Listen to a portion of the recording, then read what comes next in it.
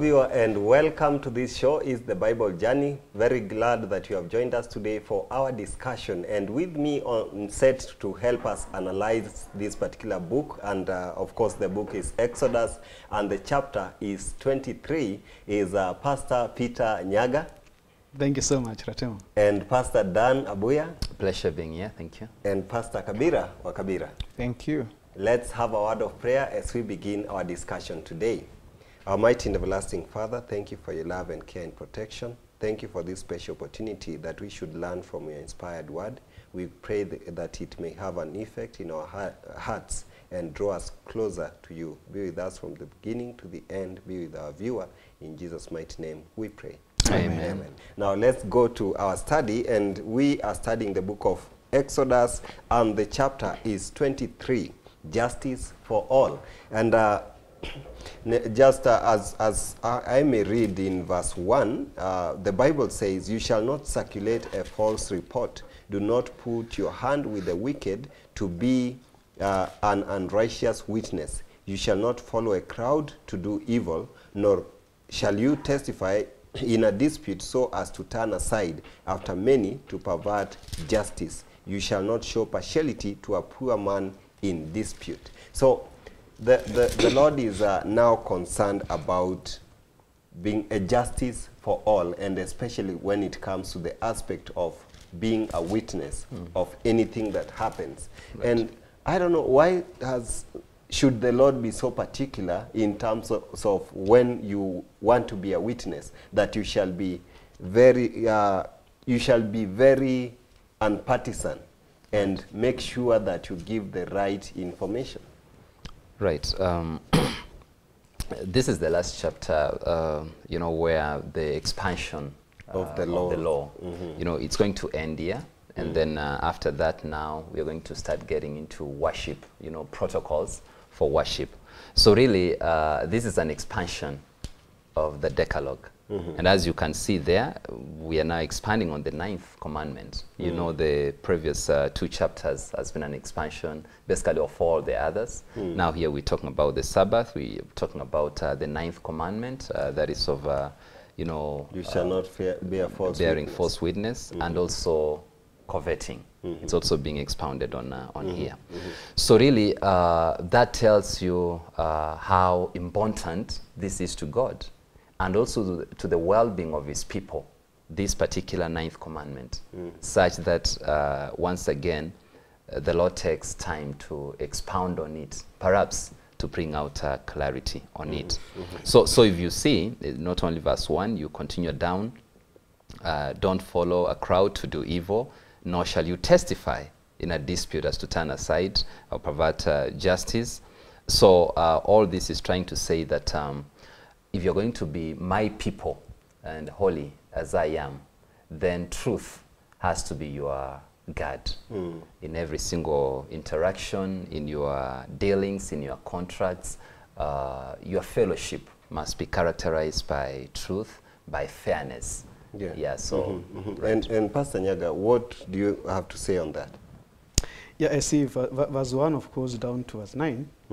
It brings us to an end to, you know, exposition or more explanation, the notes on the 10 commandments, beginning 5 down to 10. And I think basically, like, if you check verse 1 to 3, it shows commands in respect to the law, and especially warning not to seek for conveniences or to fall a crowd in doing something.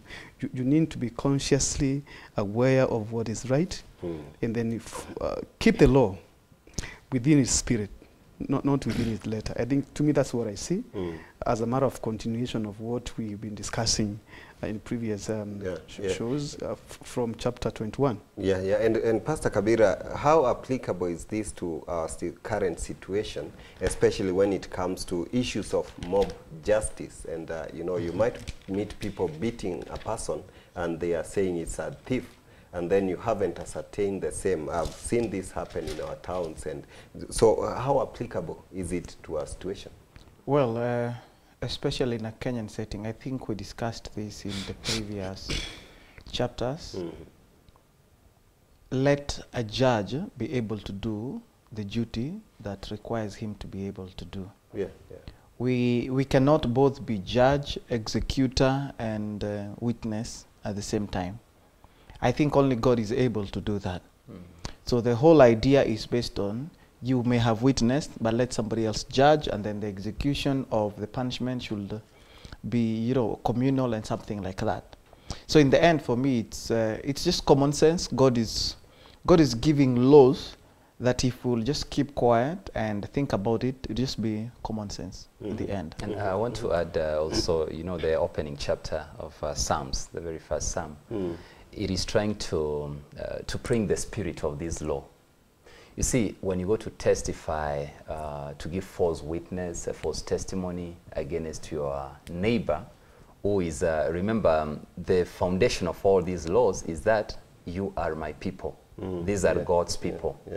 It connects it with your attitudes towards the law of God. As it says, you know, blessed is the man who walks not in the counsel of the ungodly, nor stands in the path of sinners, nor sits in the seat of the scornful. But his delight is in the law of the Lord, and in his law he meditates day and night. So, of course, it gives what the implication of that is, which we've already read, that if you keep these laws and commands, you shall be blessed and a prosperous people. So there's a neat connection here with when you associate yourself with, you know, people who are malicious against others. That shows that your heart is not quite in tune with the desire of God for you. Or else you will be delighting yourself in the law, and you will not be bearing false testimony. You will not be muddying, you know, when disputes come about. Because oftentimes people do this. People bear false testimony, perhaps out of convenience, or perhaps out of an expectation for gain, which is not due them. So I also wanted to say something on just the first sentence, first line there. You shall not circulate false report, that first sentence. To say that, you know, in an event of a false information. Like currently on WhatsApp, you get a report and you start sharing. You know this thing of forwarding and forwarding and forwarding, and some these things you forward is a report about personalities. That's right, you know, we are not very sure. So this commandment, you shall not circulate a false report, takes care of anyone who, in that particular moment, he chooses to say nothing. You see a false report circulated, but you choose to say nothing. You do nothing about it. You're actually propagating that. Or if you choose to remain neutral, there are two sides given of a story.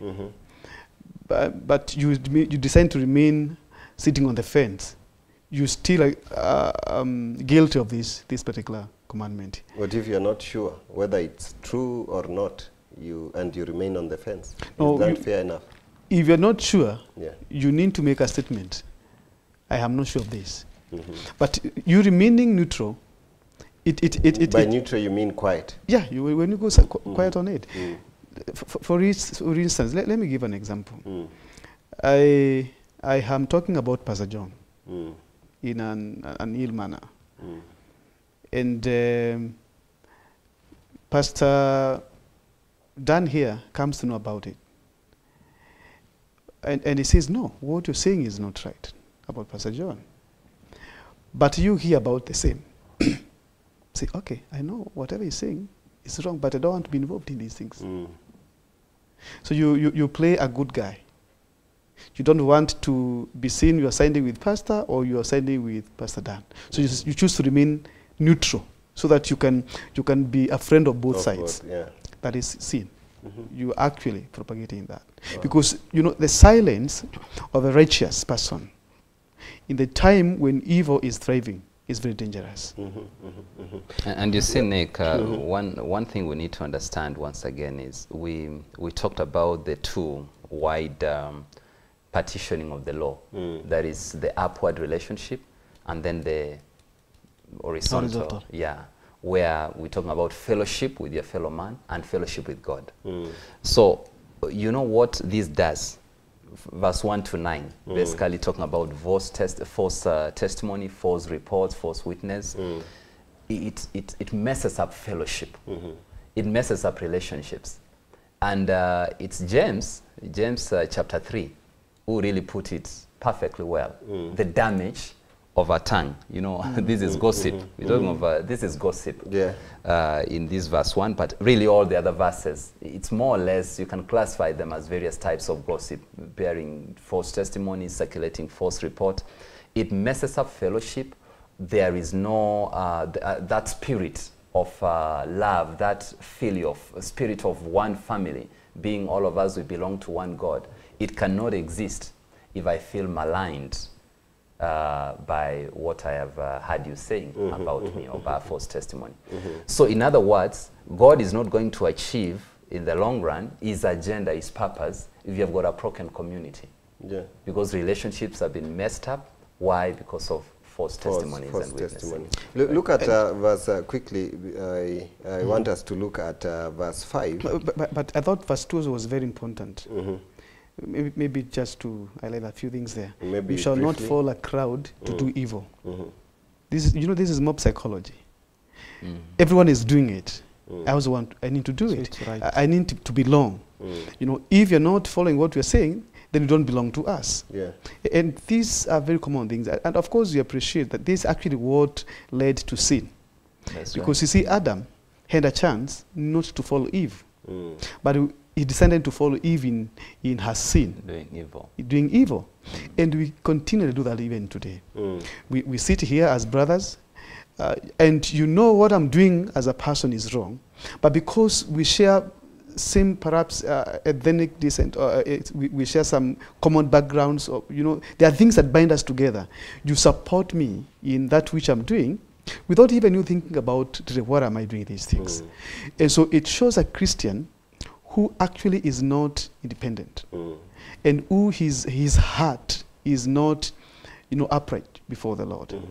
So I think to me this is very, very important, especially in our contemporary society today. Let's look at verse 5. If you see a donkey, if you see the donkey of one who hates you lying under its burden, maybe I should start from verse 4. If you meet your enemy's ox or his donkey going astray, you shall surely bring it back to him again. If you see the donkey of one who hates you lying under its burden, and you would refrain from helping it, you shall surely help him with it. Well, actually, this ever happened to me. I now appreciate this verse, what it says. One day, a school bus is being driven so badly, and all of us are like, "Aye, these people," even if it's driving. It is, you know, these days with the school buses being yellow, especially here in Kenya. So when he's driving like this, and I'm thinking, then behind it's written, "If driven carelessly, please call." And I just laughed and said, "Anyway, it's driven, but it's none of my business. To whoever, why would I call? It doesn't involve me." Believe me or not, we were joking with a few friends of ours. We were after doing what we were doing. So it passes. After less than a minute, we see screams. We hear about screams. What is it? A bus has fallen. And in it was school children. It was just here across KWS. And I was shocked. But you guys, you remember, we could have said this, but would it have made sense at that particular time? Only later to realize that, you know, in the Kenyan system, if you take somebody who is sick and in an accident, you have to be obligated to do a lot. So everybody is refusing to be able to do that. Honestly speaking, after a few days, I hear my uncles say, "We lost a child." It was so simple. I would have just said, "Let me call," but I said, "It's none of my business." You know, at that particular point, it's none of your business. But you do not know, like James 4:17 says, "Therefore, to him who knows to do good and does not do it, to him is sin." I hope he repented. You know, that should shock many of us, because many of us, especially in Kenya, we don't want even to be witnesses. You've heard of the joke about you don't go telling the police I saw, otherwise you'll always be at the court saying, "That's right." You know, we have that, but God is even telling us to be responsible. even for the things that do not concern you. Because by extension, if everything belongs to God, and you are the steward God has given, then by extension Everything it's yours. matters to you. Yeah. Everything should be able. You cannot be able to sit back and say, it's none of my business. Technically, if you say it's none of my business, you're letting sin prevail. Because if you help my kid and I help you, as then the society is good. The society would have been good, only that, like I think Pastor Nyagah was alluding to, for evil to what? What do you To thrive. To thrive, it needs the silence of Silence good of men. righteous. That is what chapter verse 4 and 5 anyway basically are saying. Further, No. this is also an expansion. This is actually coveting by reverse. This is reverse coveting. You know, you are like, huh? That's, I mean, that's a donkey, and Yes. why can't you help it out Yeah. if it's going to fall?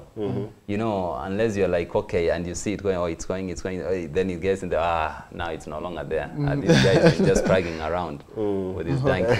So, let me bring you to verse 8. Before bringing us to verse 8, I think there's something we are not putting out clearly here. The issue here is not about the animal. The issue here is about your enemy. Now the emphasis here. Because it says, if you meet your enemy's ox, not just if you meet an ox. And I want to believe that it's very easy, and it was very easy, it was very obvious for you to do good to anything that concerns your friend. Yeah. So they needed not any registration concerning how to behave to treat your friend. But I think there was a need to legislate on how to treat your enemy and your enemy's property. And the principle I'm getting here about very clear is that actually how you feel about someone should not determine Whether you right help them or Your not. actions. you know yes, I mean how you're right or wrong towards them. You should allow justice to flow. Yeah, well, let me That's what I'm quickly finding go here. to verse 8. And you shall take no bribe, for bribe blinds the discerning and perverts the words of the righteous. Was it another version I was reading? You shall not take a gift because it blinds the... I don't remember which version was that, or which, if it's another verse. So, Pastor Dan, what should you say about this whole issue of bribing? you know, still once again, the law of God tries to, not tries, it actually touches on every single aspect of our life. Because God desires in the innermost parts of our hearts truthfulness and purity and integrity. Bribe giving is a disaster in most countries, in most nations. And, you know, like in our country here, some times ago, research was done. Youths were asked like how likely they are to give a bribe to get a service. And most of, to get a job, you know, get a favor somewhere. Most of them said without thinking, majority, I mean, they'd give a bribe. It is almost like has been become nationalized. You are almost expected, you know, to give a bribe. So it's natural, and it's very unfortunate. But the Lord here is saying once again an expansion on the law of truth. That is not bearing false testimony. Law number 9. It's an expansion of it. It desires truthfulness. It desires sincerity. It desires, I mean, it doesn't matter what the consequences will be. You need to be truthful, because when you do that, then now God takes charge of the consequences. Yeah, wow. Right. Wow. And maybe I need to bring in Pastor Nyagah. on the Just same. the issue of bribe, we so much castigate those people who bribe.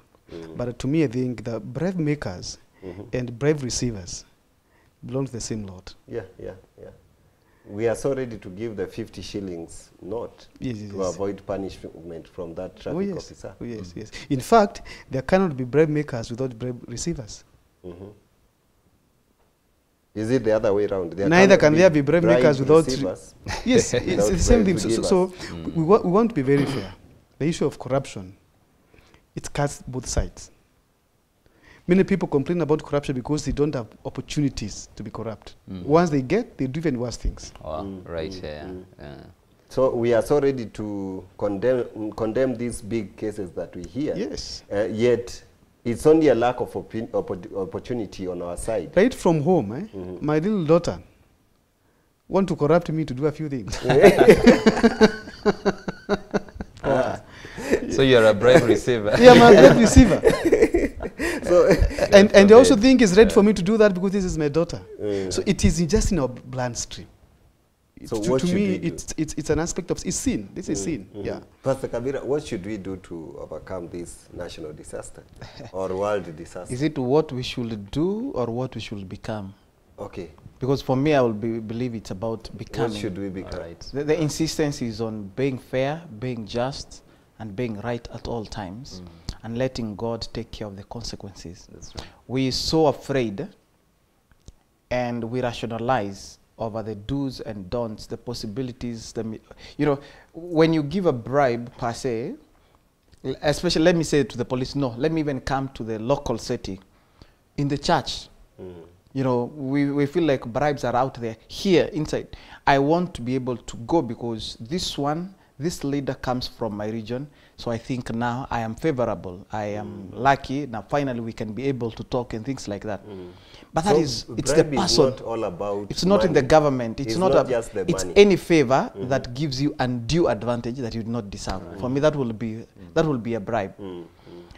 No matter what scenario it is, many of us rationalize and say sometimes it's cheaper, it's easier, and what have you, but still it corrupts the person you are.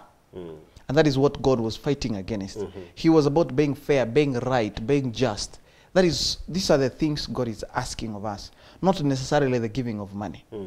I had a policeman who says he gives his tithes because it's like tax. You know, nowadays, bribe is so official, it is becoming like tax. So he just gives back, you know, to God. But I was like, no, that is not the whole essence. Do you know what you're balancing? A bribe leads to more. Let me say, you need to think in terms of a bribe always leads to something worse. It may be you're just taking 50 shillings to let a vehicle go. Then it causes an accident just because of a 50 shillings. It may be because you are giving a bribe so that you may pervert justice on somebody who was to get justice. What happens is the bad get free. What happens? They cause more bad. Right. So if we will think of it as the person you are supposed to be rather than what you're supposed to be, then it will help.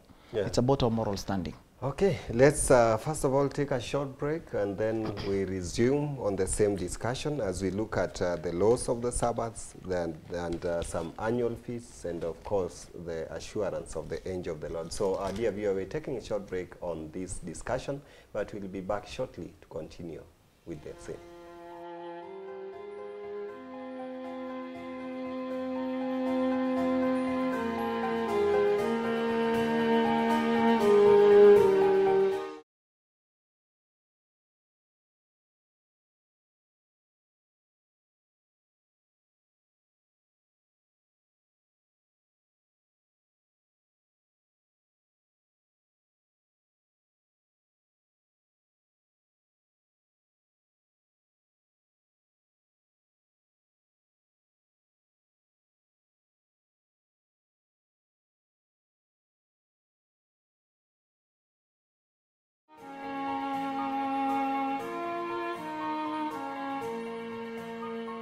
Welcome back to this discussion. It's the Bible journey and we are looking at the book of Exodus and the chapter is 23. And with me, as usual, are our dear guests, that is Pastor John Kabira, Pastor Dan Abuya, and Pastor Peter Nyagah. Right. Welcome back to our discussion. Now, in verse 10 all the way to 13 is about the Sabbath. And it reads, 6 years you shall sow your land and gather in its produce, but the 7th year you shall let it rest and lie fallow, that the poor of your people may eat, and what they leave, the beasts of the field may eat. In like manner you shall do with your vineyard and your olive grove. 6 years you shall do your work, 6 days you shall do your work, and on the 7th day you shall rest, that your ox and your donkey may rest, and the son of your female servant and the stranger may be refreshed. In it and in all that I have said to you, be circumspect, and make no mention of the name of the other gods, nor let it be heard from your mouth. So here it's about Sabbath in two aspects. First of all, it's about plying your land. You for 6 years. Then on the 7th, you let it rest. And the purpose is that the poor may also eat from it, and what remains, the animals may feed from the same. Right. And then he reminds us also the issue of the weekly Sabbath, that you shall work on 6 days, and on the 7th you shall rest, and everybody that you have, even the strangers. So maybe I need your comments on the same, about the 2 Sabbaths especially, Pastor Nyagah. I think it's, we appreciate now that we, after Mount Sinai, 10 Commandments, we've been dealing with an exposition of the second lot of the 10 Commandments. You remember we said there are 2 segments of the 10 Commandments, that which concerns man's relationship to God, that is number 1 to number 4. The upward. Upward, and that which relates to man with man. The horizontal. Yes. And so we have been dealing with the horizontal from commandment 5 down to 10. Now we are getting into commandment number 4 upwards to number 1, which shows our relationship with God. And so from here now, we are transiting into worship issues now. That's right. We will center our discussions on worship issues. And now to bring out that very preliminary part of this is worship of Sabbath, because that is what God already has introduced. But we'll get deeper into it, seeing other things in the sanctuary, because as we get to chapter 25, it says, build a sanctuary for me. So Sabbath will be key in worship. That's why he introduces it here. And so we have these 2 Sabbaths suggested, because early in chapter 20, we saw, remember the Sabbath day to keep it holy. And it says, I created in 6 days, on the 7th day I have rested. But now we are getting another idea of a Sabbath for a whole year. And in Hebrew, this was common. It was sabbatical year, where after serving for some time, then you take a whole year of rest. It's called sabbatical year. And that is now what God is introduced and teaching them, so that they know how to keep the weekly Sabbath, the yearly, not the yearly Sabbath, but the sabbatical Sabbath, sabbatical year reminds them of the seriousness of Sabbath worship, because then they were supposed to keep their land fallow, not tilling, and you just leave it there for it to rest. So if you are able to leave your land resting for a whole year, it speaks more practically about the rest of Sabbath. And so to me, this is a way of God teaching it to enable people more appreciate the worship of weekly Sabbath. The issue here is rest. He's not teaching really what is Sabbath, because he already talked about Sabbath. But he's emphasizing a human aspect of the Sabbath called rest. That even the land should be able to rest. That's right. Look at the list of the things he needs them to rest. In verse 12, he says, you should rest the ox, the donkey, the son of your female servant, the stranger may be refreshed. Even the things that traditionally, the people that traditionally are tired, should also take the Sabbath as what? As rest. In the end, he wants to teach about the Sabbath is not merely just the worship of God. Even physically, you need to be able to rest. Even land that we think does not get tired needs, if you go in agriculture, those who do agriculture, you know of rotation method where you plant by rotation. You know, you plant here for several seasons, then another one you skip. Let the land recharge. Let get back its nutrients again. It's a good policy. It may look like why is God even legislating about these things? But in the end, he's teaching them because they will get to Canaan. They will be people of agriculture, and that they will need to know. People who've been slaves for 400 years plus. Now they're in desert for another 40 years. They are not even farmers yet. They don't know even how. In Egypt, they used to plant by what? By flooding method. Yeah? That's right. It just floods and, so for them basically. So he's teaching them life skills for next time. To be able to appreciate how much rest. So that way, they will never even have issues when they go to Canaan, because land has been sorted, the strangers, the ox, the donkeys, when everything gets rest, it's easy to work better. You become more productive. If you do not rest, you're not productive. So God, you can see, in essence, he's shielding them, by giving them a law. They may think it's a law for now, but later when their educational systems, when their cultural systems will have gone a notch higher, they will understand these things are beneficial for them. And we keep on revolving around Sabbath, especially this weekly Sabbath, because I've heard them speak, and they are saying even the sabbatical year, that is to remind us about the weekly Sabbath. Well, maybe just remind us, why is it so crucial, this Sabbath issue? Well, you know, number one, as Pastor Kabira said, when you're being told about your land resting and you're in the desert, you know, that is, yeah, it makes sense. It's like it's out of place. Yeah, because you don't have a land. You don't have land, you're not farming yet here. But in that commandment itself is God's reassurance. You know what, guys? This is where you're going. So we're not even talking of whether we will get there. Yeah. Now so you're planning about you it. will be there anyway, and this as is if what we are in there. there. Yeah, Right as now. if you are in there. In fact, Leviticus, we'll get the book of Leviticus. It repeats this and in a very elaborate manner. Exactly. Yeah. So for God, they are there already. For them, all it was calling upon them is in faith, you know, to embrace it and be like, okay, you know, we are there.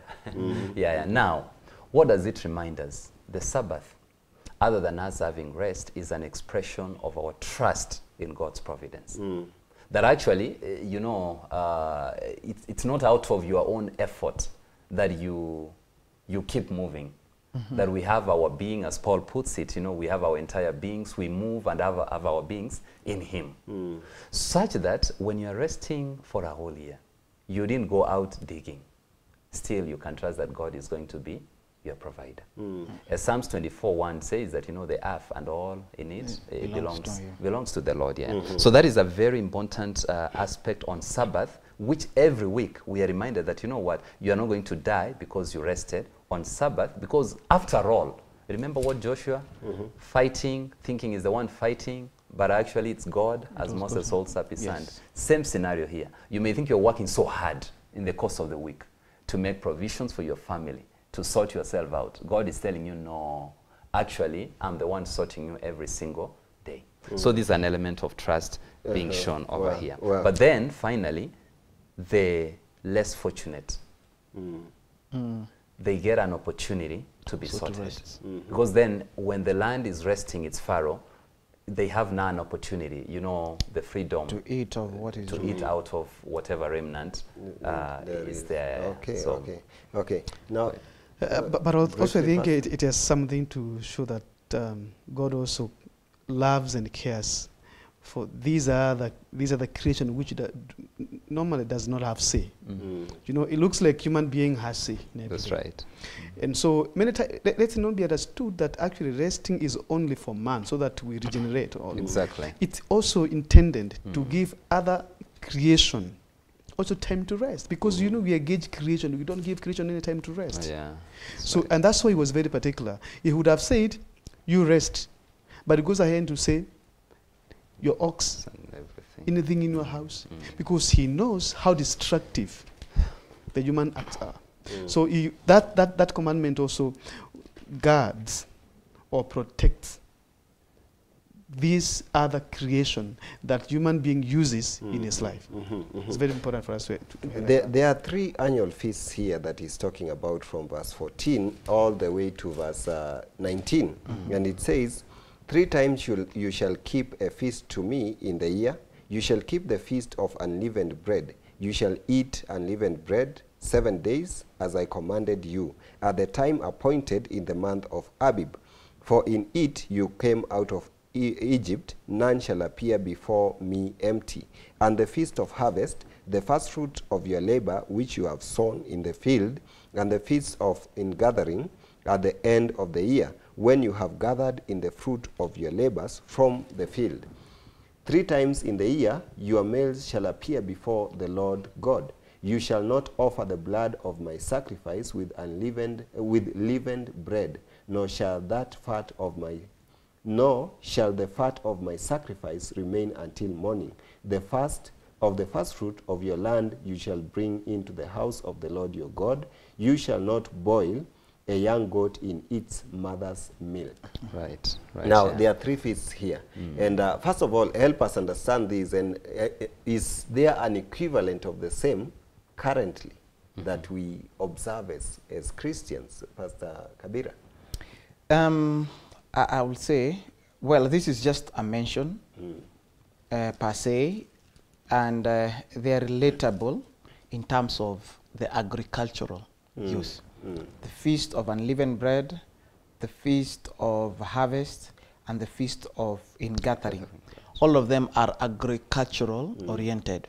So yes, they have some little equivalents, but these are not all the feasts that God had actually said. But they have been grouped together for a purpose, because they touch on agriculture. Pastor Dan has already said, look at what God is trying to tell them. How does the feast of harvest concern them in a desert at this particular time, and in gathering and all that? Well, of course, God wanted to contrast and shift their focus from idol worship, first and foremost. While they were in Egypt, every agricultural thing had an idol worship sort of. If you remember what we were discussing about, you know, the food was offered to idols, this and that was offered. So God has to translate that agricultural mindset where it is worship of idols to now worship of God. That's the beginning. Of course, now he gives small laws. When we'll get to Leviticus next episode, 23, we'll discuss about the feasts that were now instituted for them. So for this one, it's not specifically about what feast to do and what. It's a mention of this feast, then they will be expounded later in a greater way, and their effect when they will come into place. That's the best I think I will be able to ask. But for now, it's touching on the agricultural, it's touching on their need to be able to think as farmers, to be able to think as producers, and to shift their focus from gods to now, instead of giving agricultural produce, worship of rain, worship of floods, worship of this and that, now the focus needs to change, the attention needs to change to God in heaven. Before I come to Pastor Dan on the equivalence of the same to our current situation as Christians, and do we observe such things? Do we have an equivalence of the same? Let me first of all get the views of Pastor Nyagah.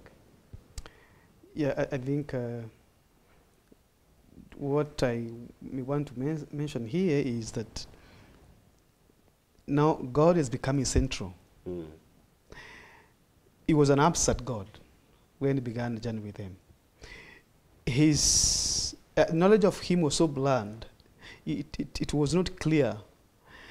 But now he is taking shape, actually becoming almost the center of their life now. And so he introduces weekly Sabbath. He introduced sabbatical here, but now he is now introducing to them 3 feasts, which are actually national holidays. National holidays, National holidays, but religious holidays, right? Which are centered on worship. So he is bringing himself at the center of their life. So everything they are doing, it revolves around God. That's what, because as we progress, of course, when we get the book of Leviticus, we find now these are 3, but now there will be 7. You'll go increasing this feast, just to make sure their minds are preoccupied with the knowledge of a present God who walks with them and whom they need to worship and pay homage to.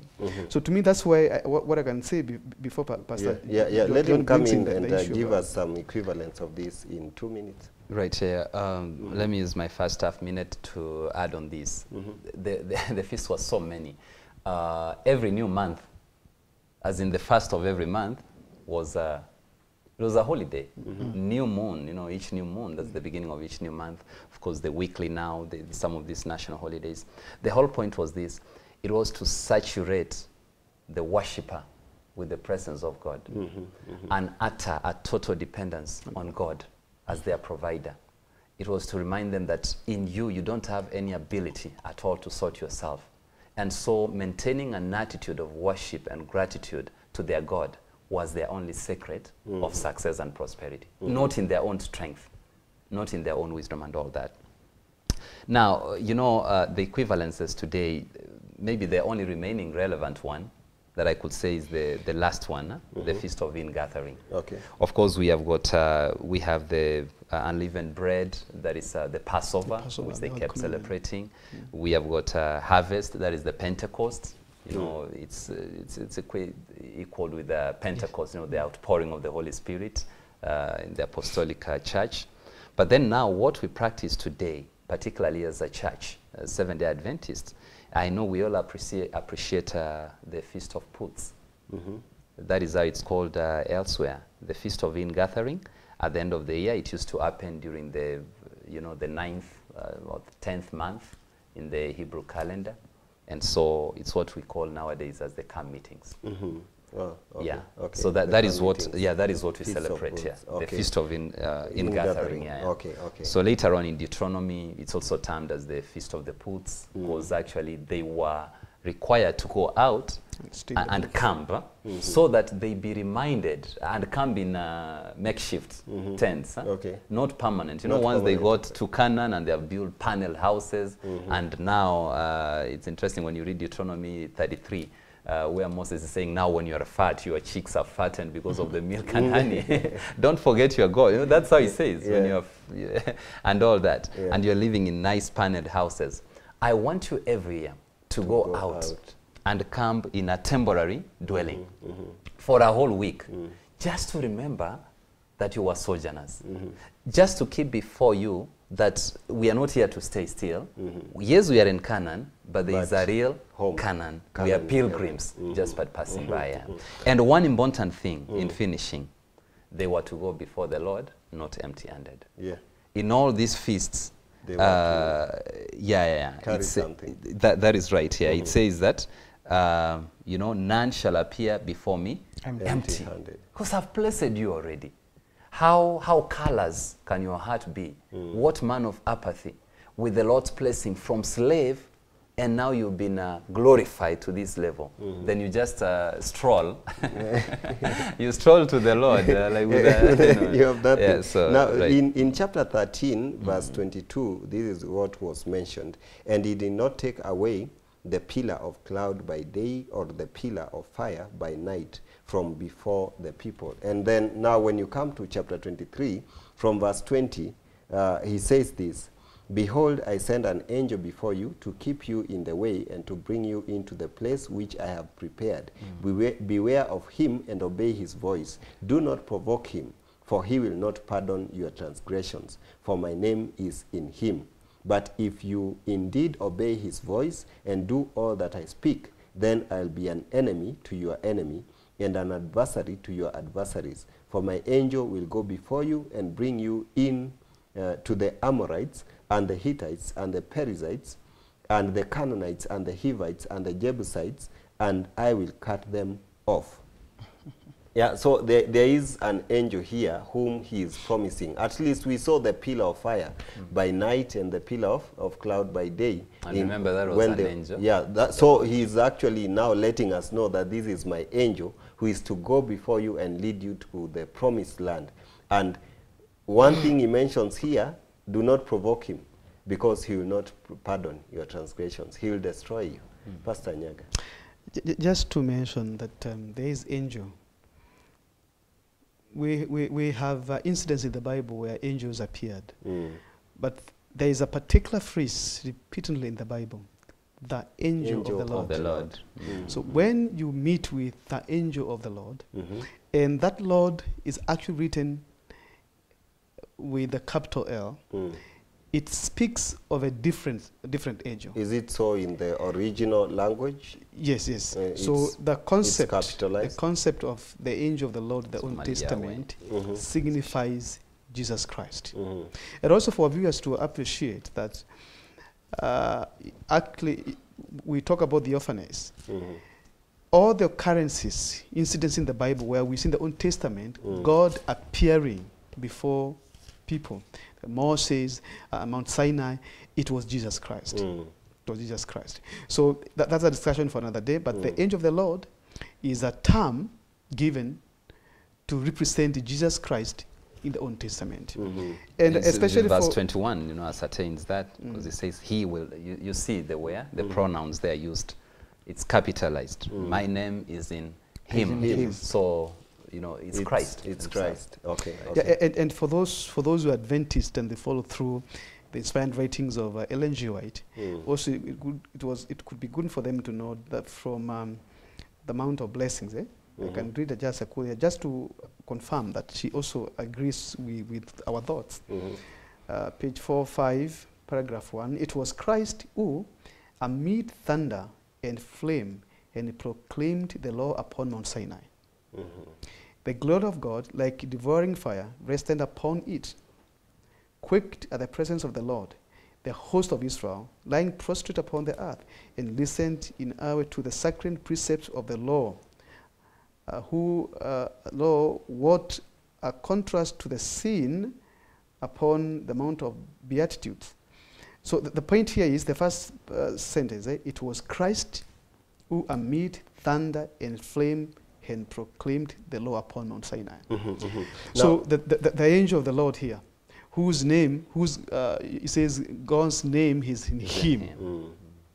Is Jesus Christ. Jesus. Let's wind up this, and I just want to read this because now he assures them of where they are going, and assures them of his protection. And this is what he says in verse 28 and 29.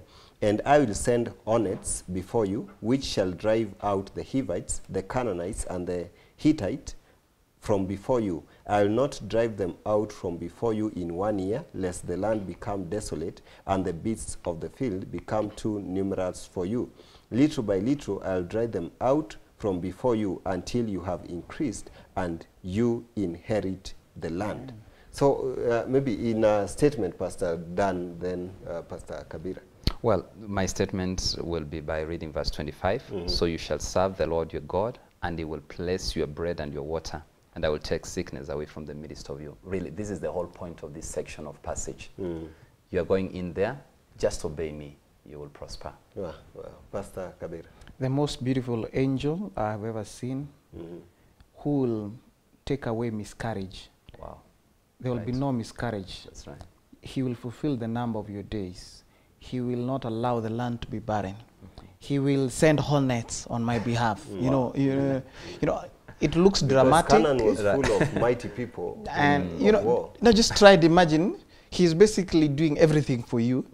No miscarriage, so you'll be productive. The land is productive. He sends honest. Then he will not drive out even your enemies quickly. You'll just, he will bring you a little by little so that you're not overwhelmed. I don't know what else these people, I don't know why they will not want to look forward to something like this when an angel has been promised. But for me, though, I would cautiously say thank you, because Moses said, thank you, Lord, for the angel, but I also need something more. I need you to personally go. He did not understand that. That is in chapter 33, verse 2. But in the end, I want to appreciate that God had provided everything they needed, mentally, spiritually, emotionally, everything. Theirs basically was to set themselves just to go to Canaan. How many got there? 2. Wow. That's now the issue. Maybe I give you only very few seconds. Just to appreciate that God is a very strategic person. He casts his vision, and also he communicates the strategy to achieve the vision. You see, like he's telling them, I shall use terror. You be with me. I'm going to use terror. I will throw them into fear and confusion, and you will overcome them. Yeah, and you occupy the land. Yes, and I won't just drive them out at once. Yes. I'll drive them out little by little as you increase to occupy the space. Very strategic. Wow. God is a God of strategy. Thank you very much, our dear viewer, for being with us on our discussion today. It has been nice having you on board as you listen to how the pastors analyze this particular chapter, and we hope that you are studying with us, and that you will also study the next chapter before we come back for the same next week. May God bless you. Until then, be safe.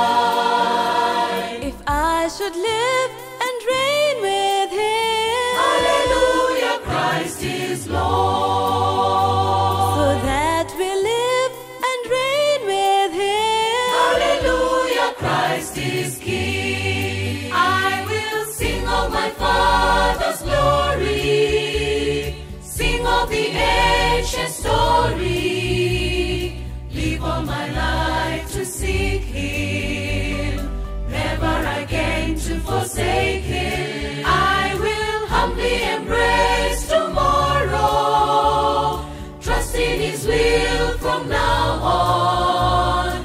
Christ is my answer from today. I will love Him more and more. So that we live and reign with Him. Hallelujah, Christ is Lord.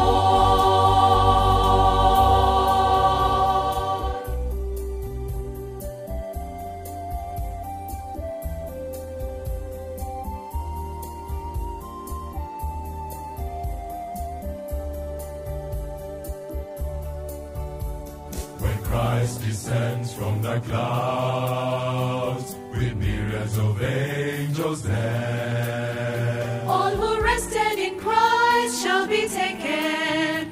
What a great reunion there! Oh grave, where is your victory? Oh death, where is your sting? For my Jesus already died and rose for me.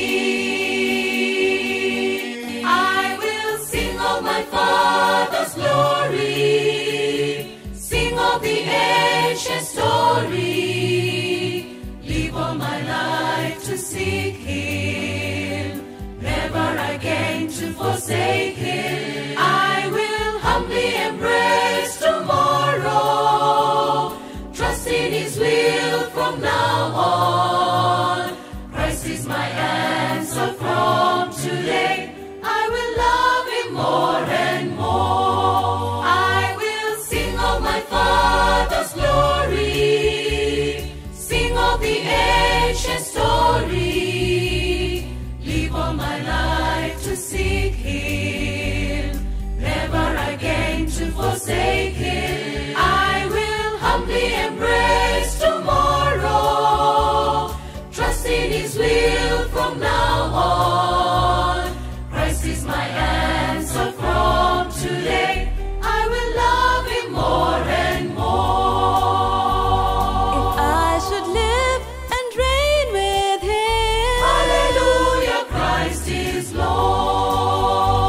So that we live and reign with Him. Hallelujah, Christ is King. So that we live and reign with Him. Hallelujah, Christ is King. Died He for you and me on the cross. Died He for you and me on the cross. Died He for you and me on the cross. Died He for you and me on the cross. Died He for you and me on the cross. Jubilee, natamani kuiona Jubilee. Jubilee, natamani kufika mbinguni juu. Jubilee, natamani kuiona Jubilee. Natamani kuiona Jubilee. Natamani